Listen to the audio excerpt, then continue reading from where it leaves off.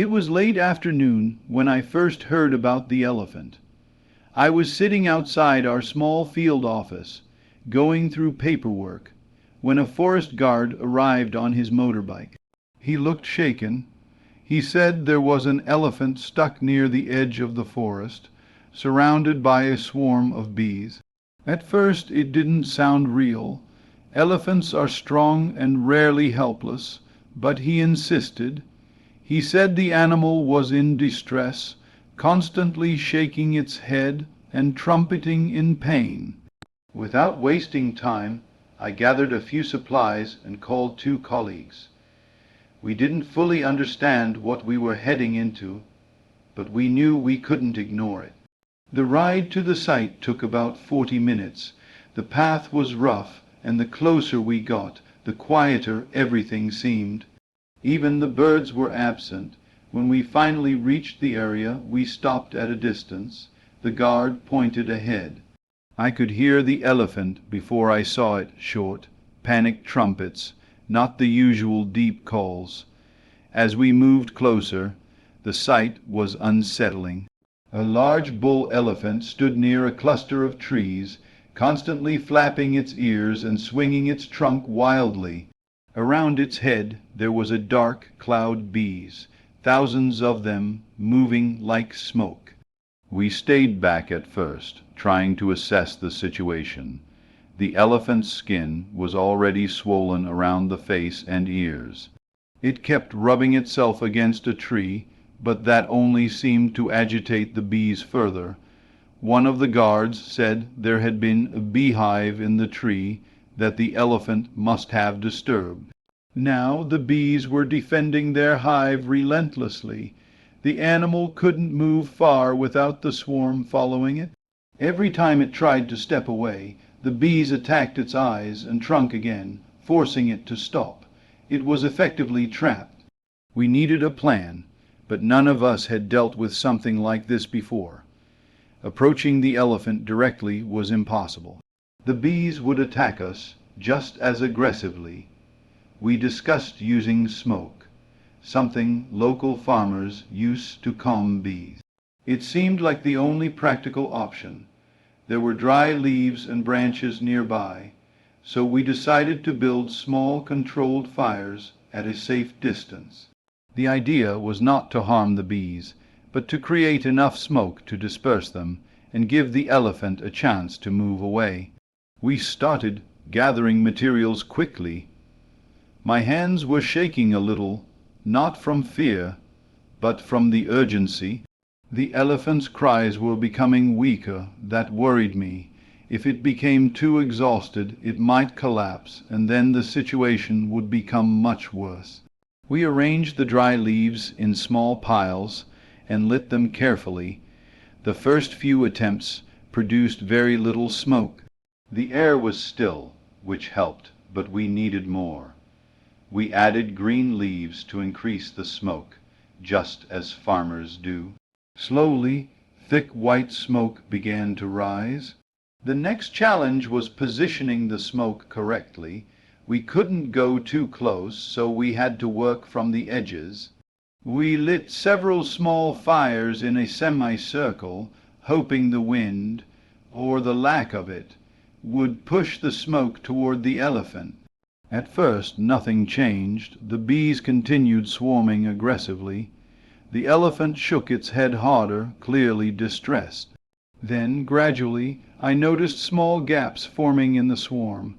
The bees started to lift slightly, not as dense as before.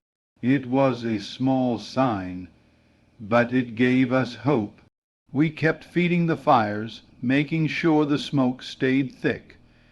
One of my colleagues suggested we move a little closer with a burning bundle of leaves to direct the smoke better. It was risky, but we needed to try.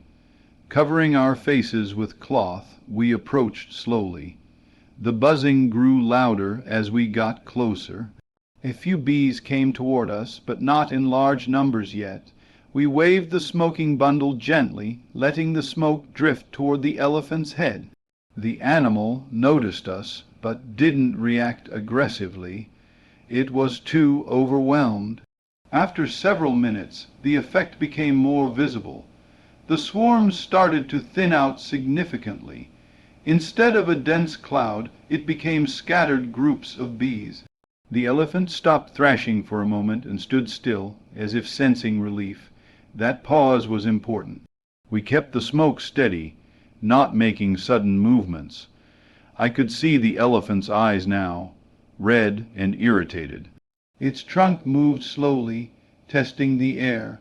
For the first time since we arrived, it wasn't constantly shaking its head. But the bees weren't completely gone. Whenever the smoke reduced slightly, they regrouped and attacked again.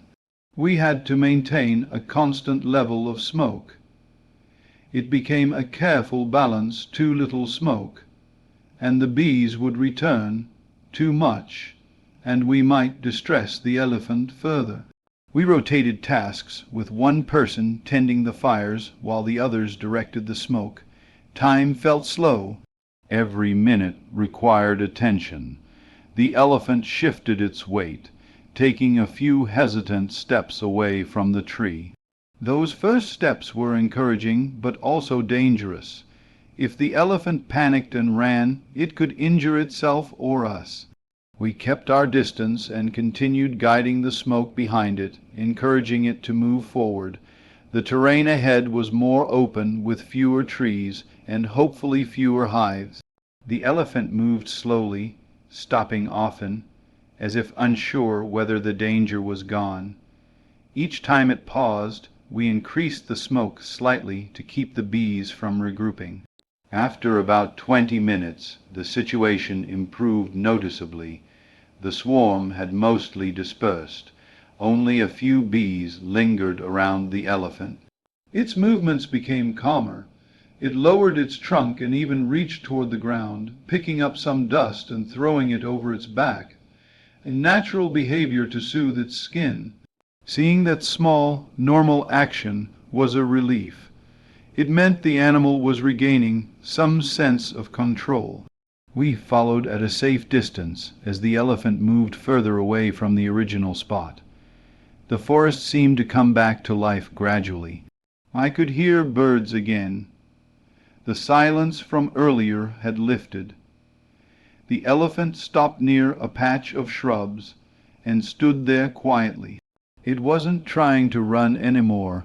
Its breathing seemed slower, less labored. We decided not to push any further. At that point, the best thing we could do was leave it alone and let it recover. Before leaving, we observed the elephant for a while longer. There were visible swellings around its face and ears, but no severe injuries that we could see from a distance. One of the guards noted its direction of movement so they could monitor it later. We also made sure all our fires were fully extinguished. The last thing we wanted was to create another problem in the forest. The area looked calm again, almost as if nothing had happened. On the way back, the tension slowly faded. None of us spoke much at first. It's hard to explain that feeling. You go from intense focus to quiet reflection.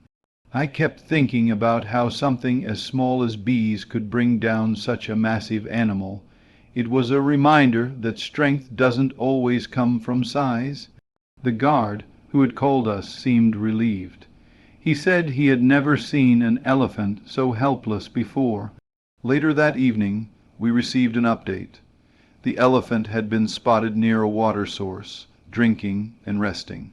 It was still moving, which was the most important sign. Hearing that brought a sense of closure. It wasn't a dramatic rescue, and we didn't save the elephant in the way people often imagine. We simply gave it a chance to escape a situation it couldn't handle on its own. Sometimes that's enough. And for me, that day stayed as a quiet reminder that even small actions, done carefully, can make a real difference.